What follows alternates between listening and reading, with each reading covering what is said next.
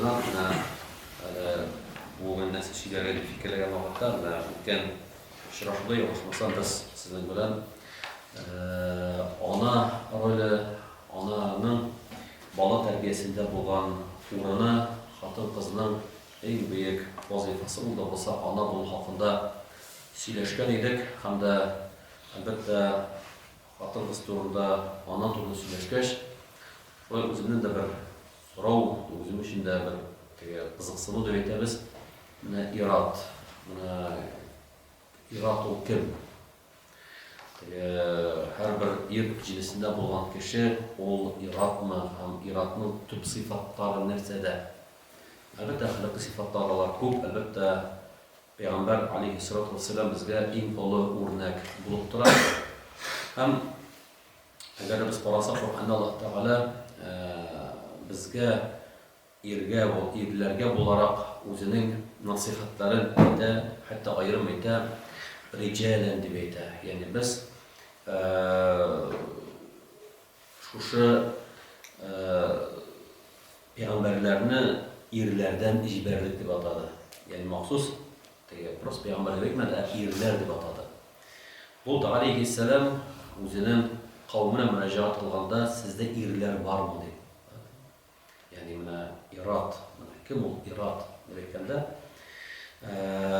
şulu vaqtda mesela biz İrat deb aytgaч biz endi turmush olib boramiz, oila quramiz, ishlaymiz, yurt solamiz, aytindi. Ham narsaga tirishra deb aytgan vaqtda Alloh taolo payg'ambar alayhissalatu vassalam aytadi, ikki o'rinda aytadi Qur'onda Alloh taolo aytadi: "Qu anfusakum va ahlikum nara." Yani Allah Teala aytadi bizga erlarga murojaat qilib, o'zingizni ham oila ahllaringizni o'tdan saqlag'iz deydi. Yani mana bunda endi anlaşıla yurt soluv gana tugul, ayetinde oila ahlin o'tdan saqlov, inglik o'zingni saqlov hamda endi oila ahlingni o'tdan saqlov ol bizga yuklatilgan. Shunday mesela Allah Teala payg'ambar alayhissalatu vassalamga murojaat qilib aytadi: "Wa'mur ahlaka bis-salati wastabir 'alayha." Yani oilangni namazga chaqir, namazga buyur. Hamma bu namazga buyurgan muddatda sabrlik ko'rsat. Bu ülkede sabrlik ko'rsatdigi. Davay, ili namoz o'qisa, ili men seni ayram, da tege. Birov kiyameti bir dars keldi da endi. Men shakit vaqtda uloqda. Mana xotin kafir oldi dedi. Namoz o'qimay kafir ayirmal tege. Ayırga sebep ko'p endi o. No ayırı tugul. Alhamdulillah bu kunda xotini namozda, bog'lar namozda Allohga shukr aytindi. Yani Allah taolo aytadi: "Vastabir alayha." Yani oilangni namozga buyurg'ina tugul, mana bu namoz ustida sabrlik ko'rsat dedi, aymi? Ham Alloh taolo shulay davom etadi: "La nas'aluka rizqan, nahnu narzuquk." Biz sendan rizq so'ramaymiz, kelasincha biz seni rizqlantiramiz dedi. Yani Allah subhanahu wa ta'ala mana bunda ko'rsatdi, mana biz bitni qarasak, biz kun-tuni ishda, biz vaqtda ketamiz, oylar bo'yi qaytmaymiz. Aytindi, ne uchun? Aqsha ishlar uchun, shuymi? Anasaga ul aqsha, aqsha kerak narsaga, yurt solarga, bolalarni kiyimlariga, oshatarga, xotinga kiyimlar olarga, aymi? Yani shuning uchun bitindi bir qarg'an, shulay bitindi. Ammo Alloh taolo mana bu oyatda aytadi, yo'q deb ol tugul sen borishing. Sening borishing ol tugul. Biz seni rizqlantiramiz. Sen tugul, biz seni rizqlantiramiz. Yani sen oilangni ta'min etam deb, oilamni oshatam deb, oilamni tarbiyalim deb, rizq moddiy yoqdan. Aytindi, sen oxiratni unutira tegishli tugulsan. Chunki sening tub burishing oilangni namozga chaqiruv, namoz aytib xotiningni, bolalaringni tarbiyalav, mana bu sening burishing. Yani oshatib ishirtugina tugul. Masalan, abzardagi mol qaran ko'p o'xshaymi endi. Yil yarim qaraysan, undan so'ng endi uzatasың aytindi, ol mol tugul. Ol sen narsa namoz masalasida ixtibor etadi. To есть, ya'ni siz bara axirat to'g'risida siz bara, ya'ni axiratin tarbiyalarga burishlisan. Albatta bu sifatlar bik ko'p. Mana o'zim yo'liqdim, ya'ni u mashhur bizga belgili bo'lgan hadis, mana Peygamber aleyhissalatu vesselam mana shu hadisni bizga qiyomat kunida bo'lajak xabar bo'lajak voqea bilan keltira hamda onda shusha belgili sifatni keltira. Payg'ambar alayhissalatu vassalam aytgan, qiyomat kunida quyosh yerga 1 mil yaqinlikda bo'lar, bir ko'lagada bo'lmas. Har kishi o'zining amaline ko'ra terga bota. Kimdir tuboqdan, kimdir tizdan, kimdir bildan, kimdir bo'g'ozdan terga bota, ya'ni gunohina ko'ra. Ham ushbu kunni ko'laga bo'lmagan kunni Alloh subhanahu va taolo o'zining arshi ko'lagasi ostına 7 turli kishini olar deydi. Shularning birinchisi Payg'ambar alayhissalatu vassalam aytdi, imamun adilun. Birinchisi ol adil imam. Adil imam. Mana bunda eng birinchi etib mana bu sifatdan qarasak, Alloh taolo kitob sifatlarining ayetida eng birinchi etib Payg'ambar sollallohu alayhi vasallam qo'ydi adil imam. Adil imam ya'ni imam ol kim? Mulla turuna so'z barmay. Deymi? So'z bara jitakshi. Adil jitakshi deydi. Shundan da agarda biz qarasak mana bu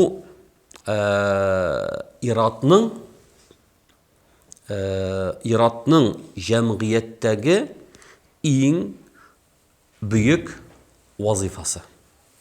Eng buyuk vazifasi ol jitakshi bo'lu. Ol o'z ostida, ya'ni sening burishing albatta sen uylanasan, albatta sen oila buldurasın, g'oylang bor, ammo lekin g'oylangdan tish sen jitakshi.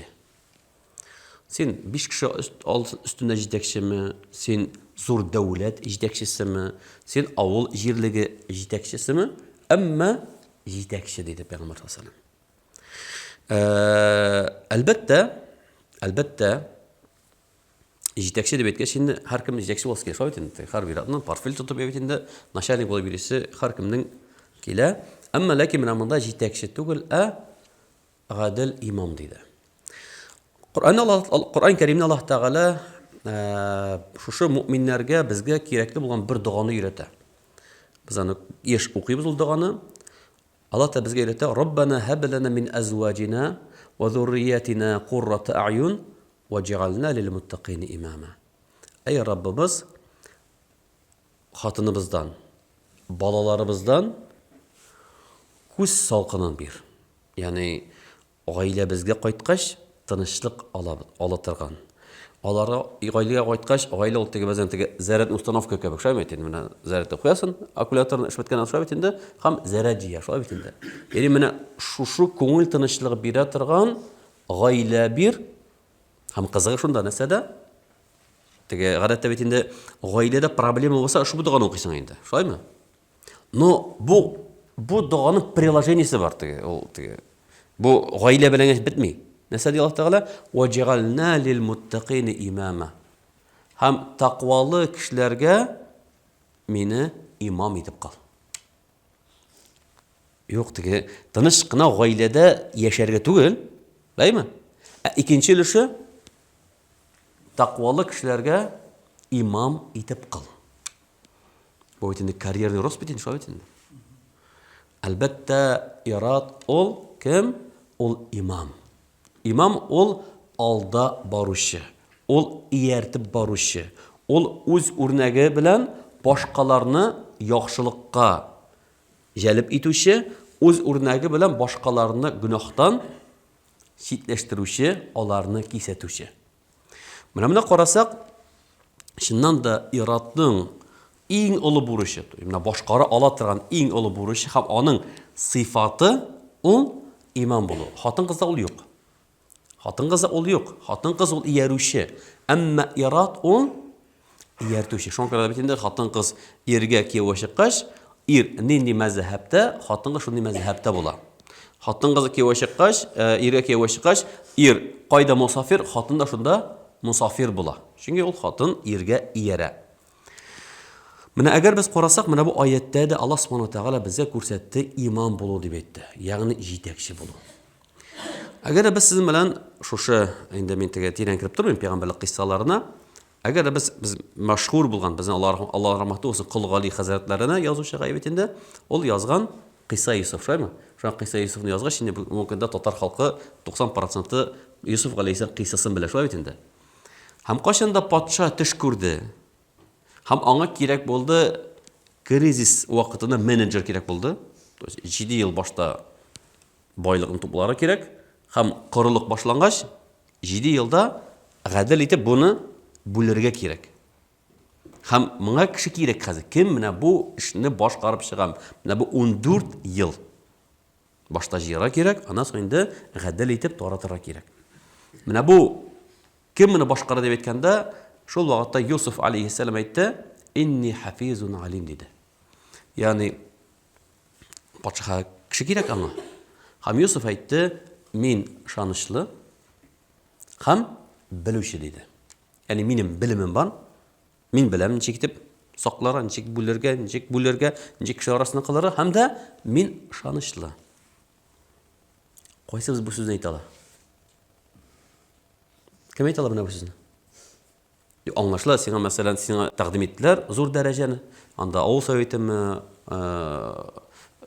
jamg'iyatnimi, uyushmanimi, rayonnimi senga taqdim etdilar.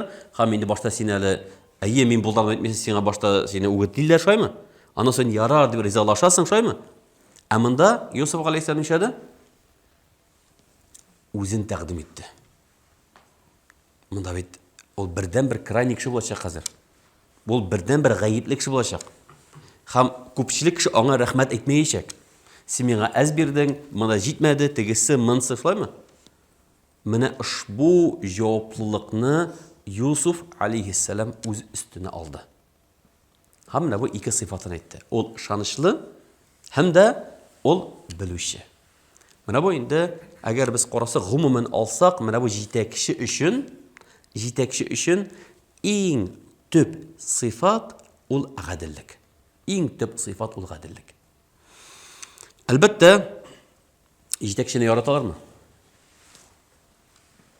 Albatta yaratmaylar endi, shoyat endi. Shunga yetakchi har butun kishiga da yilmayibna turmay, butun kishiga da so'rag'inin bermay, butun kishining tilagin ol onni oqlay olmay, shoyat endi.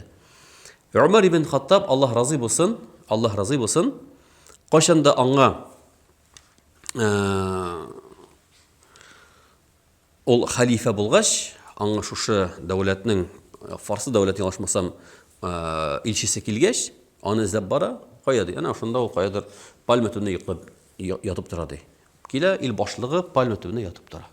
Hamnasa dedi, "Adilta fa aminta." Ya'ni Umarga aytdi, "Adil bo'lding, ham emin bo'lding." Ya'ni bir kim uchun bir narsa shunda o'zing uchunda qo'rqmaysan. Ne uchun? Chunki sen adil. Albatta mana bu adillik masalasida Payg'ambar alayhisolatu vasallam ol kichkinadan boshlana. O'ltiga xalq bilan idora etgan vaqtda kichkinadan boshlana. Ul da bo'lsa bolalar orasida adil bo'lu. Bir vaqtni Bashir ibn Sa'lab radhiyallohu anhu aning indi kichkina tupshik malayi bo'la, Nu'man ibn Bashir ham indi kichkina tupshik malayi endi. Shu tupshik malayga kichkina yana kuchtanesh bera.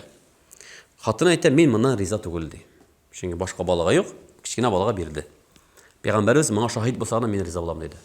Payg'ambarimizga kelib so'radi, Bashir ibn Sa'lab radhiyallohu anhu hamda Payg'ambar sollallohu alayhi vasallam aytdi, "Uning boshqalarına da berdi." "Ya Rasululloh, boshqalarga berga mumkinligim yo'q" dedi. Faqat shu kichkina birim boshqalarga berga mumkinligim yo'q dedi. Shunda Payg'ambar sollallohu alayhi vasallam aytdi, "Men gunoh ishda shohid bo'la olmayman" dedi. Ham kira ol dedi. Ham aytdi, "Ittaqulloha va adilu fi avladikum." Allohga taqvoli bo'ling'iz, ham bu bolalaringiz orasida adil muomalada bo'ling'iz dedi. Shundan mana muhtaram jamoat alimatiga bor maxsus kitob mana Abu Abdulhamid al-G'azali hazratlarining tege nastavleni pravitelimda, tege yetakchilarga qarata nasihatlarimda, shuni o'qib turgan vaqtda uni o'qigandan so'ng sening tege yetakchi bo'lasing kelmay. Chunki yetakchilik zo'r javoblilik. Hatto xalifalikka yuklatilgach Abu Bakr radhiyallohu anhu nasa degan, ya'ni men bir qirmizqa bo'lsam edim deydi. Yani bir kırmızıqa bolsa, bir ne javoplılık yok. Aymi? Bir ne javoplılık yok, bir kırmızıqa bolsa mıydı deydi. Ham Umar ibn Hattab'ni bilamiz, qo'shanda onu xalifa etib saylag'ach, abetini bilamiz, Umar ibn Hattab ol qiris, ol kirisincha yumshardi. Kirisincha yumshardi Umar ibn Hattab, qo'shanda ol xalifa ko'lmagan kiydi. Chunki mana bu hatta aytaydi, men qo'rqamdi, Basra shahrindagi yo'lda bo'lgan toshni olib qo'ydirmaganim uchun deydi. Shit bir shaharning toshini olib qo'ydirmagan uchun men shundan qo'rqamdi. Hamda u o'zining shahar boshliqlarin bik qiris tutaydi Umar ibn Hattab mana bu adillik masalasida. Endi men bundataga tiran kirib turmayman. Mana eng birinchi sifat mana bunda arsh ko'lagasi ostida bo'lakim, mana bu adil yetakchi, adil imom payg'ambar alayhissalatu vassalam aytgancha. Ikkinchi kishi shabun nasha'a fi ibadillah. Ikkinchi kishi kim? Allohga ibodat qilib o'sgan yosh yigit. Allohga ibodat qilib o'sgan yosh yigit. Mana bunda endi payg'ambar sollallohu alayhi vasallam ixtibor etdi. Ushbu irlikning irodlik irlik qachon boshlanadi? Yaş vaqtdan. Yigit vaqtdan. Ayda yoshlik bir birlab endi. Yurib qol endi.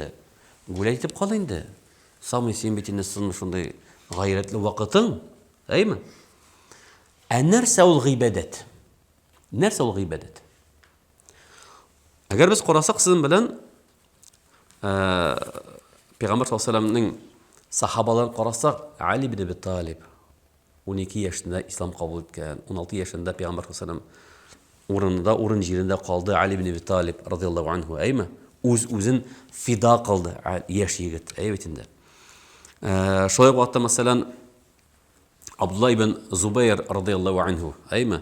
Kichkina malay, ancha 7 yoshlik malay bo'ldi ekan, ay shu tila bo'lgandir. Şu şey yalışmasam Mekke'ge bar aldığından şunda sahabalar bütün mescidge yığılıp yerler Peygamber sallallahu aleyhi ve sellem'ge beygat bireler. Beygat bireler. Prisyaga bireler şu Peygamber'e doğrulukka.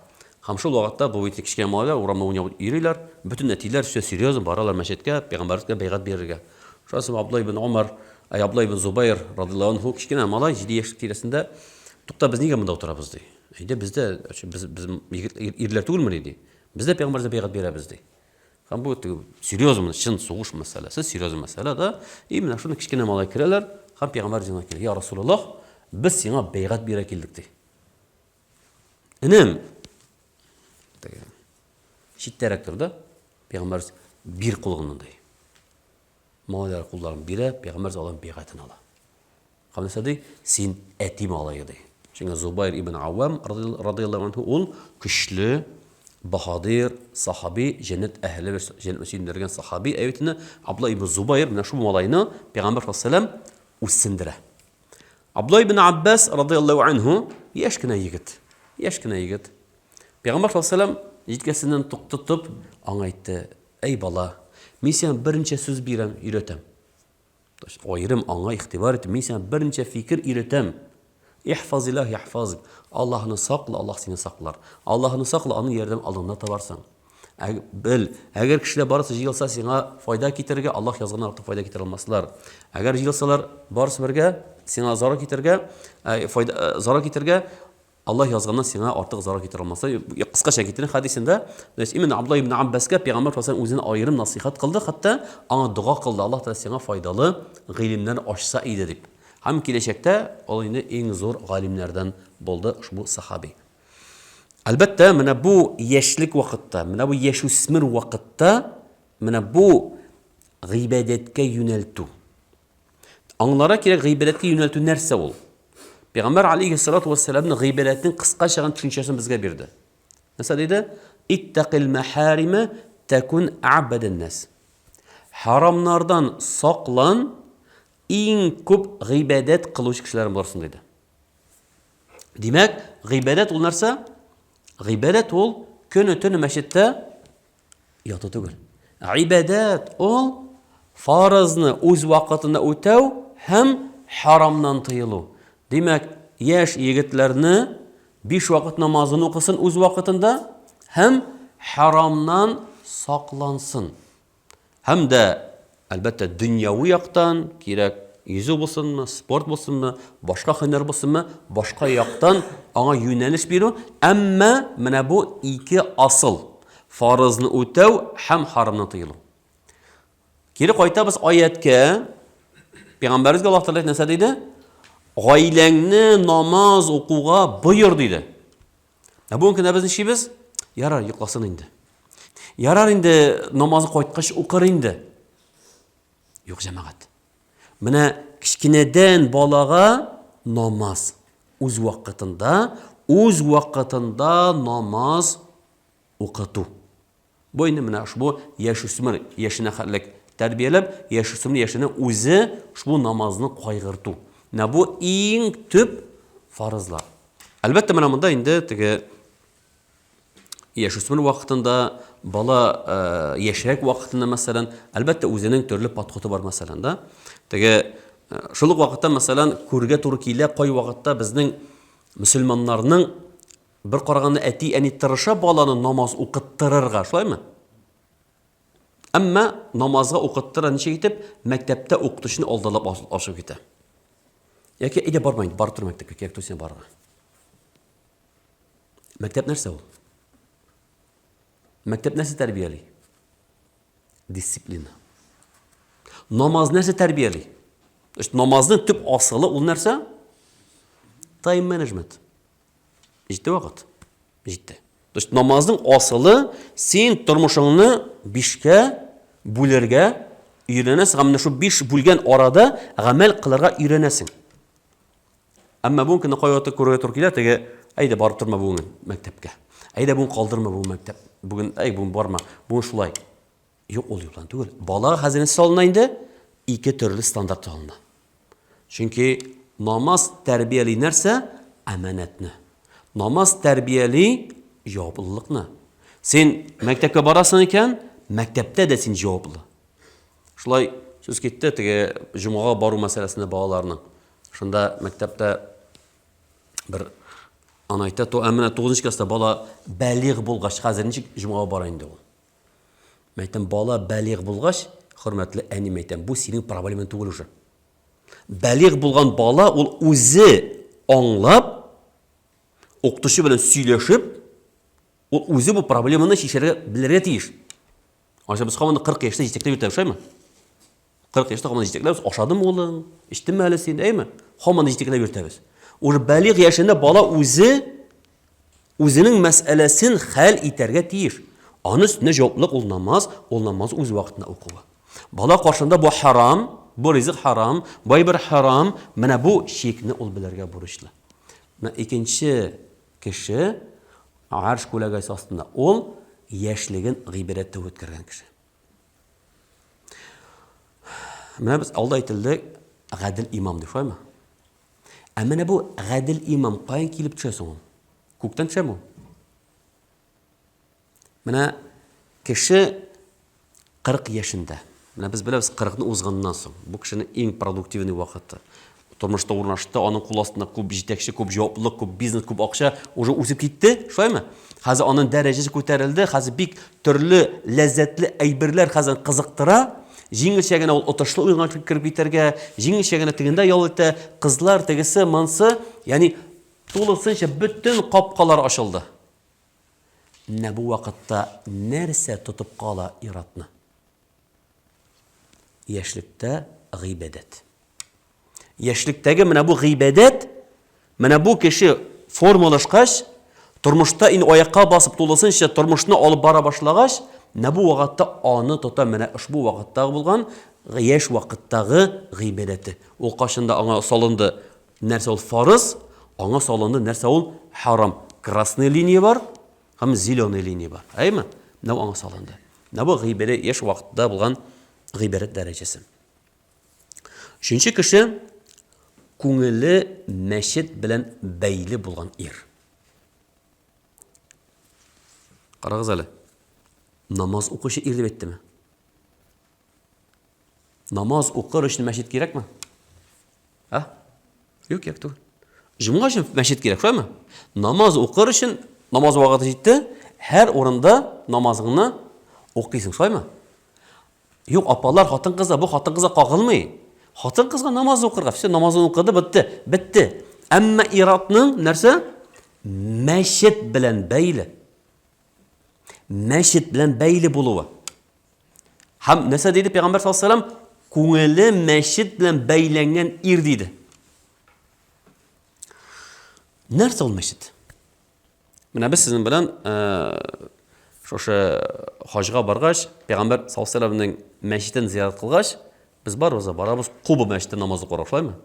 Peygamber sallallahu aleyhi ve sellem aytdi, kim taharat alıp Quba meşitine barıp 2 rekat nafil namaz o'qiy, ol kishi umra qilgan ajrga ega bo'ladi, şoyma? Quba meşiti. Nega Qubaga shunday ixtibar berilgan? Kelib qaraysan, vроде bir ayrim aybi yo'q, şoyma? Quba ol musulmonlarning birinchi birga jamoat bilan o'qiy boshlagan masjid. Mana bu agar biz qarasak sizning bilan bizning totar xalqin, hatto ular mana bu yoqlarga bizning hijrat qilib ko'chib kelgan vaqtda o'zlari zemlyankada tursalarda bura bilan masjid bina qildilar. Masjid bilan bayli bo'ldi. Albatta biz bilamiz, g'odiy namoz uyda o'qigan qaraganda, masjidda o'qigan, jamoatda o'qigan namoz 27 martaba darajasi yuqoriroq. Payg'ambar hatto sallallohu alayhi vasallam aytdi, men imom o'z o'rnima boshqa kishini bostirib, masjidga, jamoatga kelmagan kishilarning uylarini o't bilan turtib yondirar edim dedi. Şonkada ol jamoat bilan masjidda namoz o'qu sunna muakkada. Sen masjidda o'qarga mumkinligi bo'la turib, sen ay yara uyda o'qiymali deb, masjid azon eshitila, ay uyda o'qiymali deb o'qiysan ekan, sening ayi üstünde namazning farızı tushdi, amma erlik bo'laroq senda kimchilik bo'ldi. Senda shilta bo'ldi. Ya'ni jamoat qarag'azali. Masjidda namoz o'qu ol erlik belgisi. Sen eratmi? Yo'q, sen xotingizga problem yo'q, uyda o'qinamiz. Anlaşılamı? Amma irat ekansan, sen namozni o'qarga tiyishlisan. Albatta bu farz değil, çünkü o'tagi mumkinlikka qo'ydi. Shu aytdim. Amma lakin mana qaras Peygamber shu hadisini o't turtib yondirar edim. Kimlar masjidga namozga kelmadi dedi. Kimlar masjidga kelmadi dedi. Mana qarasak muhtaram jamoat, masjid ol nindi o'rin. Masjid ol masjid. Sajda qilinadigan o'rin. Masjidning eng top funksiyasi ol kunga 5 martaba azon aytilib, 5 vaqt namozni masjidda jamoat bilan o'qu, ham atnaga bir kun juma namozin o'lini farz, har bir irod jumaga masjidga kelu. Kishi doimiy masjid bilan bayli bo'larga tegishli. Shokrada kishi qo'shanda masjid soldira, hamma jamoat mana bugun men masjidni ochdim deb aytuvi bilan bu masjid onun mulkatidan tusha. Bu masjid vaqfga aylanadi. Bu masjid butun kishiniki. Mana qo'yini kirsanda so'raylar, sen kim, narsaga kelding, shoymi? Masjidga sen Ko'kmaradami, Dubaydami, Amerikadami, Makkadami, aymi? Sen rahatlanib assalomu alaykum deb kirasan ham, tahartqana so'raysan, ham namozingni o'qiysan. Mana bu muhtaram erlar, Alloh subhanahu va taolo bizga erlar bo'laroq erlar yurtin belgiladi ushbu masjidni. Vaqf bo'ladigan so'z, masjid kishi mulkini sig'adigan so'z, ol anglatda bu masjid Allohniki. Sening yurting ol seniki. Sening mashinang ol seniki. Kisangda oqshan ol seniki deb o'ylaysan. Aymi? Masjid kim yurti? Allah yurti. Ya'ni nega sen masjidga borasan? Nega masjid bilan bayli bo'larga tiyishlisan? Ahiretingni beyler için. Çünkü sen g'oilamni ta'min etam deb, mashina olam deb, ipiga oqsha ishlayim deb, sen mana shuning bilan mavg'ib, sen dunyo bilan mashg'ulsan. Amma sen ushbu dunyoni ishga borgan vaqtda dunyoni qoldirib kelasin ham masjidda, qaysi masjidga to'g'ri kela, shunda kirib namozingni o'qiysan. Mana bunda Peygamber sallallohu alayhi vasallam ko'rsatdi, ya'ni ko'ngli masjidga bayli bo'lgan kishi. Күңеле мәчет белән бәйле булган дигән сүз карагыз җәмәгать. Намаз укучы түгел, мәчет белән бәйле булучы. Мәчеткә күңеле ябышкан кеше. Мәчетне яратучы кеше. Allah subhanahu wa ta'ala ayta: "Wa man yu'azzim sha'air Allah fa innaha min taqwal qulub." Bu Мәккә җилек турында сүз, харам җилек турында әйтә, кемдә ки Аллаһ билгеләгән шааирләрне олылый, ул тақвалык билгесе диде. Безнең җирлектә ислам билгесе ул мәчет. Ул мәчет. Менә мәчеткә килдең, уты юк. Караңгы. Аны кем каратыйш? Айрат кызы каратыйш. Менә Ришат кызы каратыйш. Шаймы? Алан проблемасы шо бит инде. Рифат кызы каратыйш бит инде. Ягъни уты юк. Бу көндә күп вакытта мен гел әйтәм, бәлки сез әйткән теге. Күп вакыт әйтелә, мәчеткә ярдәм итегез. Кирәк түгел ярдәм итәргә мәчеткә. Мәчеткә ярдәм итәргә кирәк түгел. Аха, менә ул лампочка янган, все бу минеке. Җәмәгать, тиктор һәм тизгә кибеткә барам да алып килем һәм алыштырып куям. Ләкин менә күрәсең, бөтен лампочка янамы? Яна. Менә моны уже кемдер алып куйган. Һәм моны беркемдә юк, мен бу лампочка алам, үземнекен куям әле дип, куярга уже хакы юк. Все, пока бу лампочка 10 ел торамы, янып беткәнче, бу әнә шу беренче куйган кеше әҗрен эшли. Мәчетнең суы юк. Мәчетнең анда нәрсәсе юк, кар күрелмәгән мәсәлән, әйме? Ягъни менә бу мәчет белән бәйле булу. Кызганыч бу көндә без теге гастрольгә йөргән кебек йөрибез, әйме? Миңа фәлән хәзрәт ошый ул мәчеттә. Әйме? Миңа бу хәзрәт ошый, миңа бу ошый, анда тәмин ашаталар, әйме? Аны ашау бар, әйме? Әлбәттә теге әле беренче кешене җәлеп итер өчен, әлбәттә бу төрле чара куллары мөмкин без, әйбит инде. Әмма мәчеткә барабыз намаз укыр өчен. Шунда без бит мәчеткә Казанга барганда мәсәлән, нәрсәгә керәбез мәчеткә? Шу Бәдәргә керәбез ич, шулай бит инде. Шулай бит инде. Мәдрәсә мәчеттә бит инде теге хәзер Казан мәчетләрендә урамда Бәдәргә садылар, киләбез, Бәдәргә бикле, нәрсәгә? Чөнки бөтен кеше Бәдәргә керә ди. Әйме? Ягъни менә бу мәчеткә үзеңнең өлешене кертү. Әлбәттә мәчеткә намазга йөрү, һәм намазга йөргән вакытта нәрсә дә җитми икән, үзеңнең өлешеңне мәчеткә калдырып китү. Рәхмәт өчен түгел.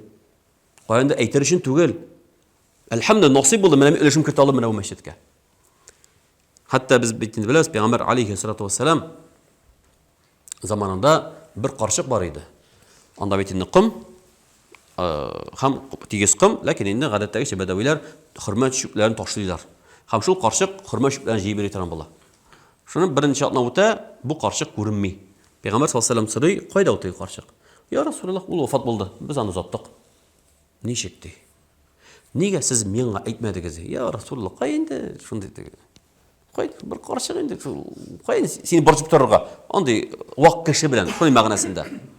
Пәйгамбер саллаллаһу алейһи ва саллям ачулана, каберен сорый һәм каберне барып дуа кылып килә. Кемгә? Күңеле мәчет белән бәйле булган әбигә. Нәбу мөхтәрәм җәмәгать, мәчет ул безнең, мәсәлән, бу көндә теге аерым бер төркем кеше генә җыела башлады мәчеттә. Бу безнеке генә, син так безнең компания кирмисең дә теге. Юк. Мәчет минеке дә, синеке дә түгел. Мәчет ул безнеке. Һәм мәчеткә киләбез намаз укыр өчен. Менә иң төп сыйфат мәчеткә киләбез намаз укыр өчен. Менә бу Пәйгамбер саллаллаһу алейһи ва саллям өченче кешене китерде, мисал итеп, ул кем? Күңеле мәчет белән бәйле булган ир диде. Һәм дә дүртенче кеше ул Аллаһ хакы өчен бер-берсен яратучы, бергә җыелучы һәм бер-берсен Аллаһ хакы өчен калдыручы кеше диде. Менә монда карасак, безнең бу көндәге булган муамәлә, мөнәсәбәт ул нигезләнгән дөньяви яктан. Бу фәлән эшкә без дустым, бу декан, бу фәләндә җитәкче, бу фәләндә моны эшли. То есть контактта бездә шулар тора. Шулай бит, я туган, я классташ, я кем мәсәлән. Менә монда Пәйгамбер алейһиссалату вассалам куйды безгә нәрсәне? Куйды безгә менә ушбу муамәлә нигезләнә нәрсәгә? Аллаһ хакы өчен. Нигә мәчет белән бәйле күңел? Мәчет, син бит киләсең мәчеткә, һәм мәчеттә кем белән намаз укыйсың? Белмәгән кеше белән. Bilmeyen kişi bilen yeneşe jilken bilen basasın, hem namaz okuysun. Hem onun bilen isenleşesin. Değil mi? Mine ol hem seni birleştireten, birge jiyatiran oran ol meşit. Yani senin bilen bu kişi arasında bulgan birgine ilimte ol da bulsa Allah hakkı için ilimteni saklav. Mine şundan muhterem cemaat, mine eğer biz qarasak, kişi bilen kişi arasında muamelesini qarasak, tuğanlık jipleri bulsunma, irmine hatın jipleri bulsunma, eti eninin bala jipleri bulsunma, şundan da mine bu jipler sebeple koyuvatta kişi başka kişinin hakkına kire. Eminamında bu misal bilen Peygamber aleyhissalatu vesselam mine bizning yuğara cemiyetini üstüre. Qaşanda Peygamber sallallahu aleyhi ve sellem Medine'ye hicret kılgandan soň ol Müslümanlarını kardeşleştirdi. Kardeş kıldı. Hatta Peygamber sallallahu aleyhi ve sellem kardeş edip kıldı. Hatta özlerinin malların, yurtların, hatta hatının ayırga da ezir buldu. Aybetinde şu kardeş bilen muamele kılır için. Yani bunda hatını ayırı turuna söz var mı? Söz baramında ne bu kişi bilen kişi arasında bulgan en yukarı muamele münasebet ol Allah hakkı için yarattu. Тоже bir rolik var ya tege bir yazgan. Вот главное это братья, да, вот главное братья болсын да, теге семья ансаны. Түгел главное братья, да. Теге братья деген сөз ол теге обычно теге балыкка йөрүче яки анда шашлыкка баручы турны сөз бармый. Кардаш хакы ул нәрсә? Пәйгамбер алейхиссалату вассалам янына bir kişi geldi. Ben teге pedagog яктан дәрес буларак алам, гел ул мисалны китерәм. Peygamber sallallahu aleyhi ve sellem yanına bir kişi getirdiler, tutup o hamir içken. Hamini Peygamber sallallahu aleyhi ve sellem o kişini öğütledi, nasihat kıldı. Kübüdür vakittan sonra yağadan tek kişini tutup alıp geldiler. Tağın hamir içken. Peygamber sallallahu aleyhi ve sellem ikinci mertebe öğütledi, nasihat kıla. Şundan sonra kübüdür vakit uzgaç, üçüncü mertebe tek kişini tutuyorlar. Tağın hamir içken. Haminde tutup alıp gelen kişi, bitinde, 3 dakika alıp geldi bitinde. Seninde anlamagan Allah'ın lağneti bulsun sana deyip bir eşek edip lağnet eyte bu kişiye. Şuna Peygamber sallallahu aleyhi ve sellem eyte lağnet kılma kardeşinle. Ol bit Allah'ını hem onun Resulü yarata dedi. Yani ben muhterem cemaat namında biz de kardeşler de betkeş biz de hamada özümüzü interesli akşam kişiye koltabız. Tegeteş bu kim oldu? Etkeş bir sorgan metam ol kişi takdim etti bu kişi turunda. Metam ol nindi kişi etkeş no palu kardeş dedi tege. Tege namaz okuy kardeş, namaz okuy palu kardeş. Anlaşıldı mı tege? Turunda понятие da tege. Yani yok anı понятие palu kardeş. Ne bu hamir işe turgan namaz okumay turgan ama lekin hamir işkeş meni ko'rgach la ilaha illalloh deb bismillahini aytib Rabbana o'qiy turgan Robert Abziy o benim kardeşim. Meşitte namaz okuyan Abdullah anlatıyor mu kardeşim? Ama ne bu hamir işken ne bu Robert abi o da benim kardeşim. Şulay bir şunu ağır halde bir kişi bir abzi var idi. Geldi kibit karşında milik beylep sataydı. Milik beylep satadı hamir işe. Satadı hamir işe. Şunu etki turmuş bitken etken şuna karas soru buldu. Fitra sadakasını birgen mi? Ben birigiz. Karas isimlikle kirgen, sozlaştan kirgen de isimlikten. Ben birigiz. Niçin yine bu etinde? Birigiz miydim? Meşitten fitra sadakasını birgeç bu oyunda etki. Tesirlenip meştke kildi bu. İkimler istegen etken indi etki. Mahalle halkı indi etki. Rizasıl burada. İndeşmez miydim? Yürüsün. Şundan sonra indi bir ay yürü de tamam gitti etki. Tamam ki bitenden koyarım mıydım? Abzım mıydım? Yuğaldın mıydım? Kil mi? Tevhidinde vuracak bitken de böyle bitti, şu mu? Aynı dağın kila. Dağın bir iki ay yürü de dağın yuğala. Dağın ki bitti kuram, eylemedim. Rahimit. Hava hatayında uğrunacak tavısı. O bizim kardeş. Peygamber sallallahu aleyhi ve sellem etken ahbib habibeke havnen ma asa en yakuna bagaytike yevmen ma. Kardeşini, ipteşini, dostunu şama bilen yakın kur. Belki bir gün düşman bulur. Düşmanını şama bilen düşman kur, belki bir gün dost bulur dedi. Менә мөхтәрәм җәмәгать, менә бу теге кардәшеңне ярату, Аллаһ хакы өчен ярату дигән сүз, димәк син аның менә бу Аллаһ хакы өчен менә ул хәмер ишә, менә ул хәмер ишкәнне яратмыйм. Алдалы яратмыйм менә монысын. Әмма ләкин ул мөселман. Менә мин бу ягын яратам. Менә бу инде мөхтәрәм җәмәгать, кыямәт көнендә кардәшеңне Аллаһ хакы өчен ярату дигән әйбер, ул менә ушбу сыйфат турында сүз бара. Мин бер ягымнан да аңа уже теге минем муамәләм, мөнәсәбәтем Аллаһ хакы өчен булуы. Менә бу мөхтәрәм җәмәгать, нык көчле җәмгыять төзелә. Хәтта ки бу инде кагылы ир белән хатынга да, кашанда ир хатын буларак кына түгел, менә ахирет ягыннан каралы намаз укый, каралы балаларын тәрбияли. Әйме? Менә ушбу яктан ул аны ярата икән, бу инде Аллаһ хакы өчен ярату була. Хәтта бит Пәйгамбәр саллаллаху алейһи ва саллям инде нәрсә дигән, әгәр дә мөэминә хатынның бер сыйфаты ошамаса, икенче сыйфаты белән ярат диде. Нәрсә диде? Мөэминә хатын диде. Булдыксыз, бер яктан килмәгән, юк инде. Әйме? Әмма Пәйгамбәр нинди сыйфат китерде? Ул кем? Мөэминә. Ул мөэмин ир. Ул мөэминә хатын. Менә бу сыйфат өчен син аны ярат. Шулай берәү белән аралашты, сөйләшеп киттек тә инде. Теге нәрсәгә сөйләшеп киткәч инде, аерылган. Шуннан соң әйтәм, нәрсәгә шулай булды соң инде. Менә мин рухият аны бик әйбәт, яхшы, иманлы, акыллы хатын, әмма инде, мәхәббәт юк безнең арада инде. Әйтәм, сорап идем, Пәйгамбәр саллаллаху алейһи ва саллям белән Хәдиҗә анабыз арасында мәхәббәт булдымы?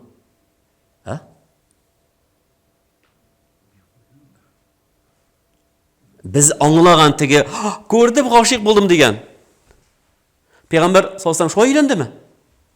Үзеннән 15 яшькә олырак хатынга, кәүдә тол хатынга өйләнде. Яшь кызга түгел, шулаймы? Пәйгамбәр саллаллаху алейһи ва саллям белән Хәдиҗә анабыз арасында мәхәббәт булды, иң югары мәхәббәт. Ләкин biz аңлаган теге нравится түгел, әйме? Хакыйкый мәхәббәт булды Пәйгамбәр саллаллаху алейһи ва саллям белән Хәдиҗә анабыз арасында. Ни өчен? Чөнки менә бу сыйфатлар ул аны күтәрде. Шуңа да менә бу инде Аллаһ хакы өчен ярату дигән әйбер, ул инде башка ирләр һәм шул ук вакытта синең гаиләң, хатының, әтиең, әниең һәм күршең һәм бар шуңа хакладыр. Шуны Пәйгамбәр саллаллаху алейһи ва саллям дәвам итте, 5нче кеше кем ул? Пәйгамбер саллаллаху алейһи ва саллям әйтте, ул дәрәҗәле, шибәр, мәртәбәле хатын зина кыларга чакырып, мин Аллаһтан куркам дигән ир диде. Менә бу иратның ике зур фитнәсе бар, әйме? Бигрәк тә ират кашаны җитәкчегә, байгаш, зур дәрәҗәгә ирешкәч, әйме? Беренчесе ул инде хәмер булса, әйме? Отышлы уеннар һәм башкалар, һәм инде икенчесе ул да булса хатын-кыз. Менә карасак, Пәйгамбәр саллаллаху алейһи ва саллям әйтте нинди? Теге сөйәркә турында албармады, фәхишә турында, албар кем турында? Дәрәҗәле шибәр хатын. Ягъни ул хатын бер кемгә әйтмәячәк синең белән нәрсә булганны. Һәм нәкъ менә ушбу мисалны без күрәбез кемдә? Юсуф алейһиссаламда. Аллаһ Тәгалә диде: "Һәммә биһа, һәммәт биһи." Алар расыкарас теге егет әйткән күк, бездә мәхәббәт юк ди, аңлашламы? Менә кәгәз аны мәхәббәт, аңлашламы? Менә просто страсть, мәхәббәт түгел, страсть уянды. Алар икесе бер бүлмәгә эчәрә кермәделәр, аңлашламы теге? Сөйләшеп дуслашып утырыйк әле дә теге. Алар конкретно бер шәһвәт белән бүлмәгә керделәр. Һәм Аллаһ Тәгалә Юсуф алейһиссаламга галәмәт күрсәтте. Теге хатын ялды, пот каршында иренә хыянат кыларга. Һәм Юсуф алейһиссалам кара бу таштан уялады. Ә мин Аллаһтан ничек уялмыйм дип, ул йөгереп борылып чыгып качты. Хәтта бит Пәйгамбәр саллаллаху алейһи ва саллям бер көнләшкән ир турында әйткәч, Пәйгамбәр саллаллаху алейһи ва саллям әйтә, ул хатынына көнче ди, ул аннан караганда мин көнчерәк ди. Аллаһ миннән дә катырак көнчерәк диде. Ягъни менә бу зина кылу, бу зур гынах. Менә монда Пәйгамбәр алейһиссалату ва саллям аерым игътибар итте менә бу мәсьәләгә. Хәтта без беләбез икенче мисалны, теге 3 кеше кайсысы тау кушылан кирип, тау ишелгәч, чыгып бара мөмкинлек түгел, һәм өчесе үзенең эш гамәл белән дуга кылды. Берсесе әти-әнигә изгелек кылу, берсесе хезмәт хакын түләү, һәм берсесе зина. Үзенең сеңлесе белән зина кыларга дип кирде, һәм бу зина кылар мизгел калды, һәм шуннан турып чыгып китте. Менә зинаны калдыру турында әйтеп Пәйгамбер саллаллаху алейһи. Димәк, зина калдыру дигән сүз җәмәгать. Моның икенче мәгънәсе чыга. Менә мин егетләр кулагына әйтәм. Димәк, өйләнүнең әһәмияте. Яни ират өйләнергә тиеш. Ират өйләнергә тиеш. Пәйгамбер саллаллаху алейһи әйтте: "Эй егетләр, өйләнегез" диде. Бу Пәйгамбер саллаллаху алейһи сүннәте, иң бөек сүннәте. Синең намазың бер нәрсә тормый. Синең хаҗ гомрең бер нәрсә тормый. Әгәр син өйләнмәгәнсең икән. Безнең язучы бар, Гариф Садык кебек, шуны сүз әйтә. Кайбер әйтәләр ди, хәзрәт безнең теге азан җитә азан бүленер, без анасын дәвам итәрбез, әйме әгәрдә. Әлбәттә, теге шуңа теге әйтәсез вакытында күпмараныкын. Теге әйтәләр ди, кайберләр ди, менә ирләр хатыннар көчле дип әйтәләр ди. Хатыннарны ирләр көчләмәй, хатыннар ирләрне көчле ди.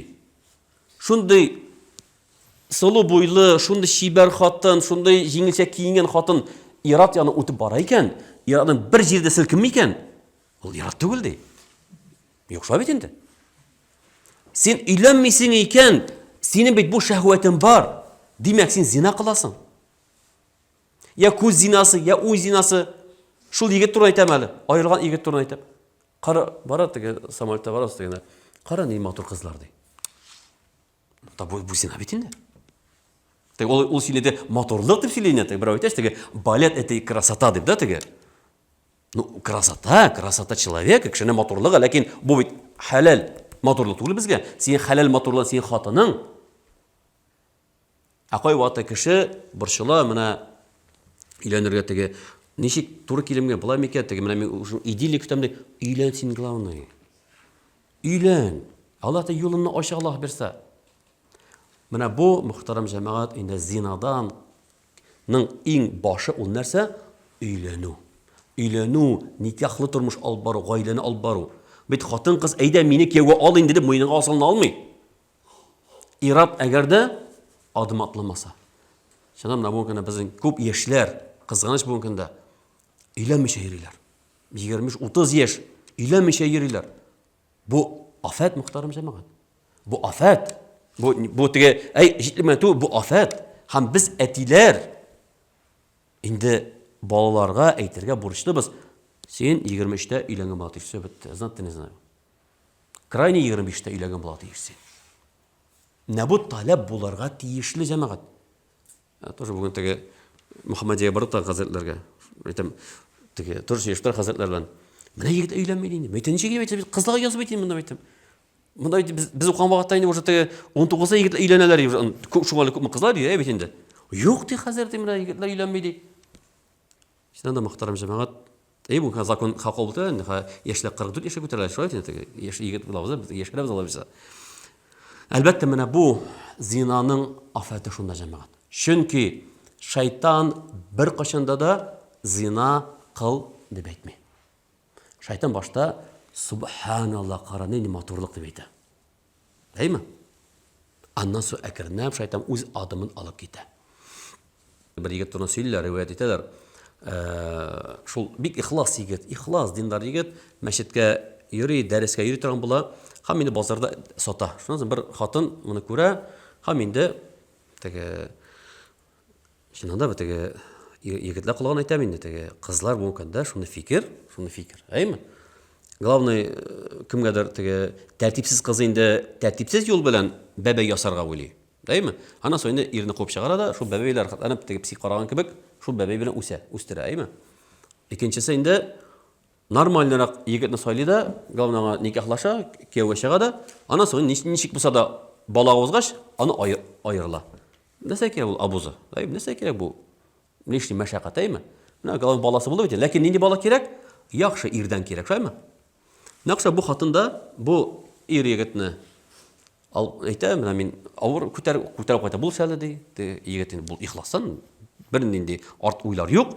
Ихластан соң күн алып кайта, булыша, ишекне бикилик хатын, хазина кылабыз ди. Әйтте, ни эшлисең ди, Алла сакласын ди. Әгәр чыксаң ди, мин бүтән кешегә кычкырам хәзер ди. Син мине зина кылдың дип ди. Һәм нишләргә? Шуңа бу егет Айса рөхсәт бирмәгән ди, мин бәдәрфкә бар килмәде ди. Бәдәрфкә бара, үзенең йомышы белән йөзен буй. Әшәке белән. Һәм теге хатын яныша, кит бар әшәкә дип куып чыгара аны. Һәм бу чыгып көчкә кытыла. Дәрескә соң кала, остазы сорый, ник шулай булды? Ник соң калдың? Һәм әйтә, вакыйганы сөйли. Һәм әйтә, синнән шундый хуш ис килә ди. Хәтта әйтә, ул егет үлгәннән соң каберенә шундый ис килеп торды дип. Yani мен шу мисал, yani zina кылмас өчен, менә Аллах хакы өчен olan тукталды. Менә бу инде Пәйгамбер саллаллаху алейхи ва саллям әйтте бит инде, сезгә үземнән соң кала торган иң олы фитнә ул хатын кыз диде. Менә бу зина фитнәсе. Шуңа күрә дә өйләнгән ират атала мухсин. Крепость астына атала. Крепость артына торучы атала. Өйләнгән ират мухсин, yani аның bu şəhvətin qanağatləndirgə anın xatını, anın гаиләсе бар. Nə ol muhsin дип атала. Шуңа да bir də bu көндә хәзергә интернет җилләре заманында әйбетендә менә без менә бу сыйфат теге Айсан бит шулай әйтә, теге сөйәркәсе бар икән, менә өчен мужик да. Менә теге сулга йөри икән, менә мужик. Әйме? Юк. Мужик ул ират шул кайсы өйләнә. Ә өйләнә кем ул? Жауаплылык ала. Айга бер мәртәбә бүләк бирде дә, Аллаһу акбар. Түгел. Ә ул көн-төн аны карый, кайгырта. Менә бу ул ирлек билгесе. То есть зина кылу ул ирлек билгесе түгел ул. Ул инде теге ир җинесендәге затның эше, аңлашыламы? Ә ирлек ул никахлы тормыш алып барып, гаилә кырып алып бару. Менә бу ирлек билгесе. Алтынчы гамәл, алтынчы кеше Пәйгамбер саллаллаху алейхи ва саллям әйтте: Сул кулы, уң кулы биргәнен, сул кулы белмәслек дәрәҗәдә яшерен садака бирүче.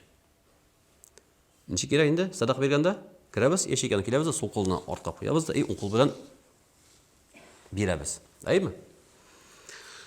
Менә монда ничек аңлара менә бу хадисне? Әлбәттә, садака фазилаты күп, мин артык тирән кирип тормыйм. Әйбетендә менә һәм сезгә сорау бирәм.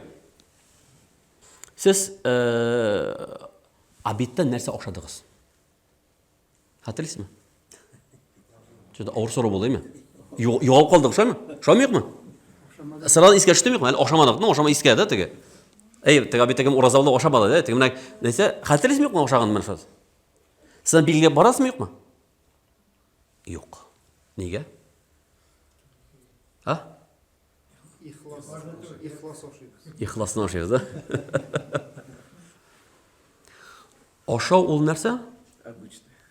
Табигый, естественный рефлекс. Шулаймы? Табигый ашау хәле, шулаймы? Һәм аны без берәр теге ниндидер теге хезмәткә, ниндидер бер зур эшкә, ниндидер бер дәрәҗәгә саныйбызмы? Юк. Бу табигый эш. Нигә? Чөнки ул табигый минем гәүдәмә кирәк булган ризык. Мин көнгә 2 мәртәбә, 3 мәртәбә, нишлим көн сайын тукланам, шулаймы? Һәм синең исәбең бармы? Бу табигый ризыкның. Күпме ашадың, күпме эчтең, әйме? Әлбәттә, бу кем калория саны интеге сан исәбе бар дигән мәсәлән да. Менә Пәйгамбер алейхиссалату вассалам менә монда безгә күрсәтте. Куръанны Аллаһ Тәгалә безгә әйтә. Аллаһ Тәгалә безгә әйтә, Куръанда садака бирегез дип әйтә. Садака бирегез дип әйтә. Каян? Аллаһ сезгә биргән өлештән. Теге сен нигә әйттең, оешмада да, теге анда карта бирдең, топливный картада, һәрберсендә дә 10 меңлек анда заправкага салынган, әйтендә, һәм син әйтәсең.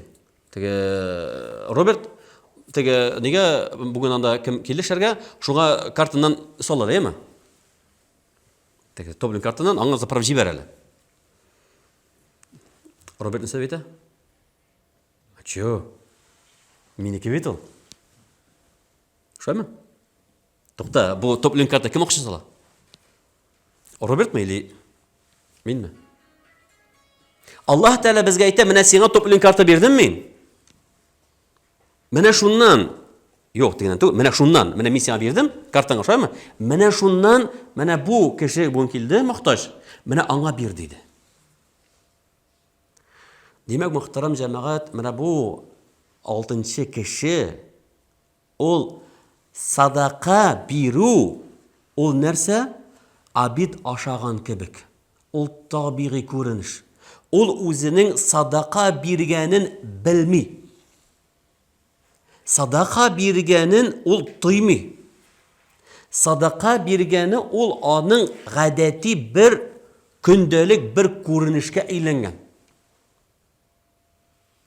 Пәйгамбәр алейхиссалату вассалам әйтте, һәрбер мөселман садака бирергә тиеш. Кемне садака бирергә тиеш дип әйтте Пәйгамбәр саллаллаху алейхи ва саллям? Без команда байлар дип әйтә, шулаймы? Пәйгамбәр әйткәне байлар дип. Һәр мөселман бирергә тиеш. Я Расулуллах, мин бит мөмкинлегем юк. Эшлә, кәсеп кыл, үзеңә бер өлеш аласың, һәм шуннан башкага өлеш чыгарасың. Аны булдыра алмасам, алайсам, көрәк алда кар көрә. Себерке бар, себереп куй. Менә тырмал, хәзер яз көндә, тырмал, ботаклашкан ботакны алып куй. Аны булдыра алмасам, яхшы сүз әйт. Сүз матур сүз әйт кешеләргә. Исәнлеш хәтта салам алейкум дип кешеләргә. Аны булдыра алмасаң, инде гөнаһ кылма инде. Просто харам эшне, просто гөнаһ кылма. Ягъни менә монда Пәйгамбәр алейхиссалату вассалам күрсәтте, безнең бүген бер генә башыбызда фикер. Аллаһ Тәала миңа биргән сәламәтлектән, Аллаһ Тәала миңа биргән вакыттан, Аллаһ Тәала миңа биргән менә бу мөмкинлектән нәрсә? Мин садака бирә тиешлемен. Һәм бу садакамны мин күрмәслек дәрәҗә булар тиешлемен. Менә кайчан без бу дәрәҗәгә ирешә алабыз җәмәгать? Ничек менә без көндәлек 5 намаз укый башладык? Ничек менә без көндәлек зикр әйтә башладык? Әйме? Ул көндәлек гадәткә әйләнә. Хәтта менә кеше күп әйтеп зикр әйткәч, бара һәм теленнән ла илаһа иллаллаһ астагфир әйтеп бара, шулаймы? Теге ул уйламый да, әмма тел нишләй? Әйтеп бара. Шуңа күрә дә кайчанда син садака бирергә күнектең, син мәчеткә барган вакытта һәр вакытта кисәндә син 100 тәңкә акчаң бар. Һәр вакытта синең ул гадәтең бар. Аптекка керәбез нәрсә өчен? Шифа алыр өчен, шулаймы? Әмма шифа аптектагы теге даруда түгел, ә шифа касса кырыйындагы теге садака яшегендә. Сдача бирде бит инде сиңа. Менә шу 50 тәңкәсеме, 100 тәңкәсеме, бу инде ахыры ипи өчен акча түгел. Менә сразу гадәтлән менә моны салып куярга. Менә бу мөхтәрәм җәмәгать 6нчы кеше. Кайсысы сол кулы белмәслек дәрәҗәдә. Ягъни ул аның гадәте. Ничек син бүген белмисең нәрсә ашаганыңны, абитта хәтерләмисең. Менә бу садака бирүң дә синең ул гадәт булуы җәмәгать. Менә бу инде 6нчы кеше. Һәм дә 7нче кеше күңеле ялгыз хәлендә Аллаһны искә алып күзе яшьләнгән ират диде. Кем күбрәк елый безнең? Иратмы, хатын-кызмы? Хатын-кызы айга бер мәртәбә елар икән, шулай инде. Еламаса күңеле булмый, шулай инде. Любой сәбәп табып күз яшь түгә, шулай инде. Бу табигый хатын-кызның эмоция чыгуы. Бу табигый күренеш. Ә ират елыймы? Ират еламый. Ират еламый. Әмма елара кирәк. Елара кирәк. Бер абзый шулай тормыштагы ират кеше, бу җитәкче кеше, 5 кешеле җитәкче, ал бара, һәм инде